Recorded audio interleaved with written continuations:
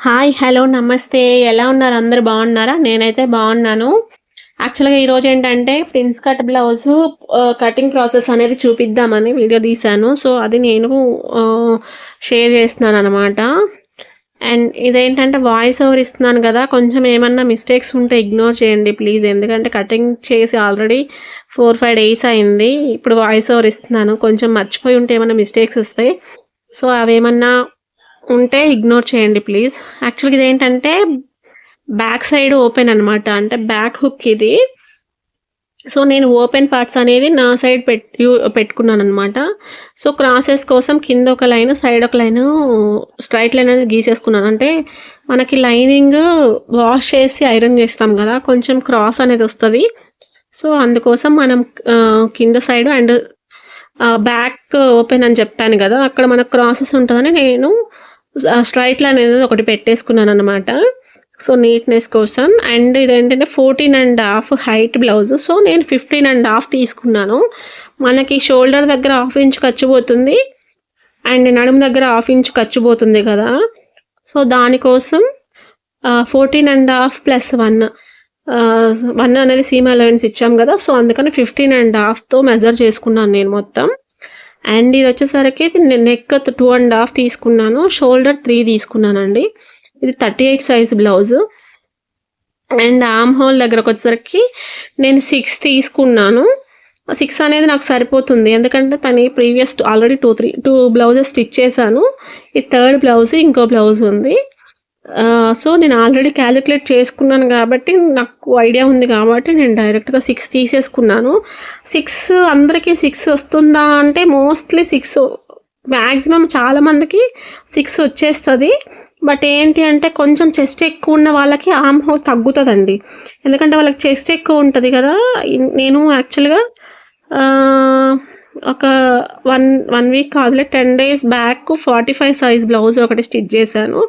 దానికి మనకి 5½ వచ్చింది ఆర్మ్ హోల్. ఎందుకంటే వాళ్ళకి చెస్ట్ ఎక్కువ ఉంటుంది కాబట్టి మనకి ఇక్కడ చెస్ట్ దగ్గర లైన్ అనేది పెరుగుతుంది కాబట్టి మనకు అక్కడ సరిపోతుందన్నమాట ఆర్మ్ రౌండ్ అనేది. సో, అలా అనమాట. కొంతమంది ఏమనుకుంటారంటే చెస్ట్ తక్కువ ఉంటేనేమో ఆర్మ్ హోల్ లైన్ ఎక్కువ వస్తుంది అనుకుంటారు కానీ అలా ఏం లేదు. అది మనం ఒకసారి చూసుకోవాలన్నమాట. వాళ్ళ ఆర్మ్ రౌండ్‌ని బట్టి మనకు వస్తుంది. సో, ఇది ఇక్కడ ఏంటంటే 1½ తీసుకున్నాను నేను.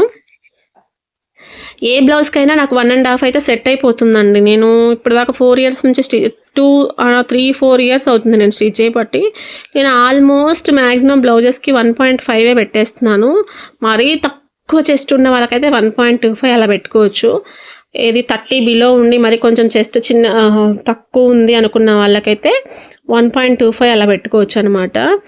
అండ్ నేను ఇక్కడ పావించ్ అనేది క్రాస్ తీస్తున్నాను. ఎందుకంటే కింద బ్రాడ్ ఇచ్చాను. నేను నెక్ తీసుకుంది 2½ కానీ కింద నేను 3 తీసుకున్నాను. బ్రాడ్ ఇచ్చాను కదా! ఏమైనా షోల్డర్ జారే ఛాన్సెస్ ఉన్నా కానీ మనకు అక్కడ కవర్ అయిపోతుందని నేను పావించ్ తీసేసుకున్నాను అనమాట. Cross shoulder జారకుండా. అండ్ నేను ఇక్కడ ఆర్మ్ హోల్ లైన్ దగ్గర నేను మీకు లైన్స్ కనిపిస్తున్నాయి. అవి ఎందుకు తీసుకున్నాను అనేది ఫ్రంట్ పార్ట్ ఇచ్చేటప్పుడు చెప్తానన్నమాట. అండ్ మనకి ఇక్కడ సైడ్ ఆఫ్ అనేది ఆల్మోస్ట్ అందరికి ఐడియానే ఉంటుంది. అది తీసుకుంటేనే మనకి బ్లౌజ్ అనేది సైడ్ ప్రాపర్‌గా కూర్చుంటుందన్నమాట. ఎందుకంటే డాట్ తీసుకున్నప్పుడు ఏంటంటే అది కిందకు వచ్చేస్తుంది కదా! సో, దాని పర్పస్ తీసుకుంటాము. అండ్ బ్యాక్ పార్ట్ కటింగ్ అయిపోయింది కదా! సో, మనం బ్యాక్ పార్ట్‌ని యూజ్ చేసి ఫ్రంట్ పార్ట్ అనేది మార్కింగ్ చేసుకుంటున్నాం అనమాట.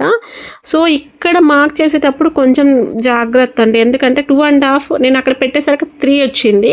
సో, మనం 2½ మార్క్ చేసుకున్న తర్వాత దాని దగ్గర మనం ఫ్రంట్ పార్ట్ అనేది పెట్టుకోవాలి. ఎందుకంటే మళ్ళీ ఫ్రంట్ పార్ట్ అనేది ప్రాపర్‌గా అక్కడ మనం మెజర్ చేసుకోకుండా పెట్టేసామంటే లూజ్ అయిపోతదనమాట. సో, నేను ఫ్రంట్ పార్ట్‌ని మార్క్ చేసుకుంటున్నాను బ్యాక్ పార్ట్ యూజ్ చేసుకొని. యాజ్ టీజ్‌గా ఎలా ఉందో అలా చేసుకోండి. మనకు నెక్ దగ్గర మాత్రం నెక్ ఎంత కావాలనేది చూసుకొని పెట్టుకోండి. అండ్ ఇందాక నేను లైన్స్ చెప్తానన్నాను కదా! దీనికోసమేనండి. డీప్ తీయడానికి మనకి ఈజీగా ఉంటుంది. సో, మనం ఆల్రెడీ బ్యాక్ తీసినప్పుడు పెట్టాం కాబట్టి ఫ్రంట్ మనకు డీప్ తీయడం ఈజీగా ఉంటుంది. లోతు తీయడము. అందుకోసం ఆ లైన్స్ అనేది నేను పెట్టాను. ఇది యాక్చువల్‌గా నేను 3½ తీసుకున్నానండి. 3½ నుంచి 2 ఇంచెస్ మళ్ళీ. సో, నేను యాక్చువల్‌గా మనం నార్మల్ డాట్ బ్లౌజ్కి అయితే 3 సరిపోతుంది. ప్రిన్స్ కట్కి మనకు 1/2 ఇంచ్ ఎక్స్ట్రా పడుతుంది. సో నేను 3.5 తీసుకున్నాను. హైట్ వచ్చేసరికి 4.5 అండి. ఇది కూడా మ్యాక్సిమం అందరికి 4.5 సరిపోతుంది. అండ్ పైన వచ్చేసరికి 4 తీసుకున్నాను. సో మనకి క్రాస్ లైన్ వచ్చేస్తుంది కదా అక్కడ. So line గీసేసుకోవాలి. అండ్ ఇక్కడ వచ్చేసరికి 1.5 పెట్టుకోవాలండి. ఏ బ్లౌజ్కైనా సరే, ఏ సైజ్కైనా సరే 1.5 ఉండాలి. ఎందుకంటే అక్కడ మనకి ఆ షేప్ అనేది 1.5 తీసుకుంటే పర్ఫెక్ట్ వస్తుంది ఏ బ్లౌజ్కైనా సరే. సో 1.5 తీసుకొని ఆ షేప్ అనేది నేను నార్మల్గా గీసేసాను. మళ్ళీ ఒకసారి ఆ స్కేల్తో చెక్ చేస్తున్నాను. అండ్ షేప్ కోసం పైన పర్ఫెక్ట్గా కర్వ్ కోసం కర్వ్ స్కేల్ యూస్ చేసుకొని తీసుకుంటే మనకు నీట్ వస్తుంది అనమాట. లైన్ షేప్ బాగుంటుంది. అండ్ పైన 1/2 ఇంచ్ మనము కొంచెం క్రాస్ తీయాలి. అంటే 1/2 ఇంచ్ అనేది క్రాస్ తీసుకోవాలి. ఎందుకంటే అప్పుడు మనకి షేప్ నీట్గా ఉంటుంది అనమాట. ప్రిన్స్ కట్ షేప్ అనేది పర్ఫెక్ట్ ఉంటుంది. సో చూసారా 1/2 ఇంచ్ నేను అక్కడ తీస్తున్నాను. ఇదేమన్నా డౌట్ ఉంటే మీరు చూడండి ఒకసారి. షోల్డర్ దగ్గర నుంచి మనకు ఆ లైన్ 5.5 ఆర్ 6కి వస్తుంది. ఇంకొంచెం లెంత్ బ్లౌజ్కి అయితే 6 వస్తుంది. ఆల్మోస్ట్ 38, 36 ఈ బ్లౌజెస్కి 5.5లోనే వచ్చేస్తుంది. కింద నేను 1/2 ఇంచ్ తీసుకుంటున్నాను. ఇది ఎందుకంటే ఈ 1/2 ఇంచ్ తీయడం వల్ల మనకి బ్లౌజ్ అనేది ప్రాపర్గా కూర్చుంటుంది, ప్రిన్స్ కట్ బ్లౌజ్ అనేది. సో దానికోసం నేను ఈ 1/2 ఇంచ్ అనేది తీసుకుంటున్నాను. ఈ 1/2 ఇంచ్ దగ్గర నుంచి నేను ఇది ప్రిన్స్ కట్ కదా, ఆల్రెడీ 2 ఇంచెస్ ఇక్కడ పోతుంది కాబట్టి సైడ్ కింద 2 ఇంచెస్ పైన 1 ఇంచ్. ఎందుకంటే అక్కడ నేను ఆ షేప్ కోసం 1/2 ఇంచ్ తీసాను కదా అదే. అండ్ మనం స్టిచ్ చేస్తే 1/2 ఇంచ్ పోతుంది. సో 1 ఇంచ్ పడుతుంది కాబట్టి మనం కింద 2 ఇంచెస్ పైన 1 ఇంచ్ అనేది తీస్తున్నాను. సైడ్కి ఎక్స్ట్రా ఖర్చు అనమాట ఇది. ఆ లైన్ కలిపేసి మనం ఏదైతే కింద 1/2 ఇంచ్తో తీసుకున్నామో దానిని సైడ్ అనేది మనకి క్రాస్ తీసుకోవాలి. సో లైన్ గీసేస్తున్నాను చూడండి. 1/2 ఇంచ్ క్రాస్ తీసుకోవాలి.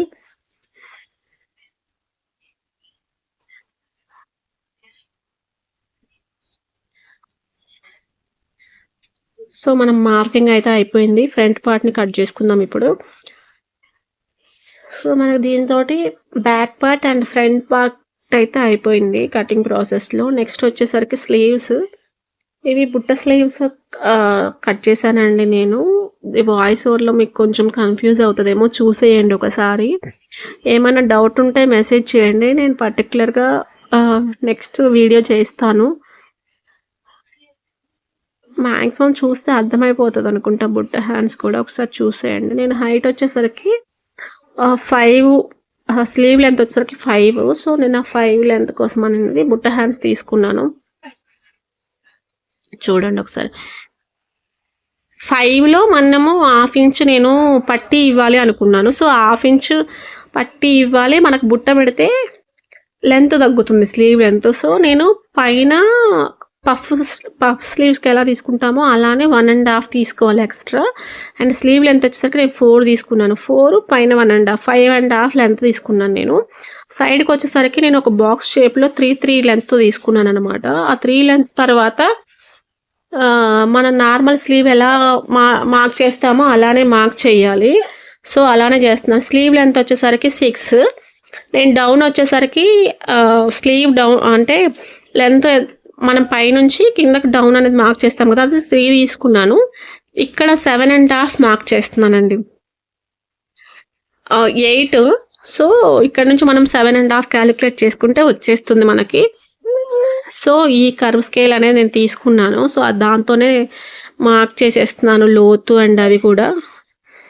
సో బ్యాక్ పార్ట్ తోటి మనం 1/2 ఇంచ్ లీవ్ చేసి ఖర్చు కోసం చూసుకుంటే మనకు స్లీవ్ సరిపోతుందా లేదా అని చూసుకుంటే మనకి ఫర్దర్గా స్టిచ్చింగ్ చేసేటప్పుడు కాంప్లికేషన్స్ లేకుండా ఉంటుంది అనమాట. సో మనకి అయిపోయింది. హ్యాండ్స్ కూడా కట్ చేసేసాను. అండ్ మెయిన్ పార్ట్ మీద ఇవి పెట్టేసి కట్ చేసేస్తున్నాను, చూసేయండి. అండ్ ఎలా ఉంది ప్రాసెస్ అనేది కామెంట్ చేయడం అయితే మర్చిపోకండి. అండ్ కొంచెం నా ఛానల్ని సబ్స్క్రైబ్ చేసి సపోర్ట్ అయితే చేయండి. అండ్ ఈ వీడియో నచ్చితే మాత్రం లైక్ చేయడం మర్చిపోకండి. Thank you so much.